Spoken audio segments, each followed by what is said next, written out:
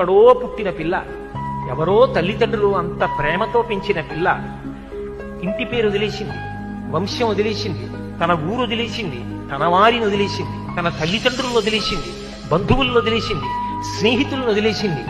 ముక్కు ముఖం తెలియని నా కొడుకు చిటికిన వేలు పట్టుకుని నా ఇంటికి వచ్చింది. తాను మరణ సదృశమైన వేదన పొంది ప్రసవాన్ని పొందింది. నేను తాతనయ్యానని తాను పొంగిపోతాను.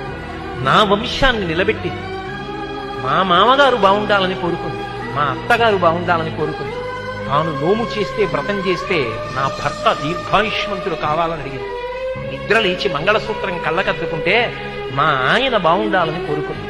నా కొరకు ఆమె ఏం అడగల. తన అత్తవారి కొరకు, పుట్టింటి కొరకు. ఆ పిచ్చి తల్లి ఎక్కడో పుట్టిన పిల్ల నా ఇంటికొచ్చి ఇన్ని చేసిందే, ఆ పిల్లగా నాకెక్కువ, నా కొడుకు ఎక్కువ అంటే ఆ పిల్లే నాకెక్కువ, నా కోడలే ఎక్కువ. అందుకే నా తండ్రి నీకు మామ, నా అన్న నీకు బావ, తండ్రితో సమానం. నా తమ్ముడు నీకు మరిది. ఇప్పుడే పుట్టకపోయినా నీకు 2 ఏళ్ల తర్వాత కొడుకు పుట్టినా నీకు కొడుకున్న దాంతో సమానం, ఇదిగొచ్చిన కొడుకుతో సమానం. మా అమ్మకి కొడుకు ఎంతో నీకు మరిదంతే, నీకు కొడుకుతో సమానం. ఇప్పుడు ఆయనకి చెందినవన్నీ ఆమెకు చెందినవైపోతున్నాయి. అర్థమంతా ఆమెదే. Download ShareChat.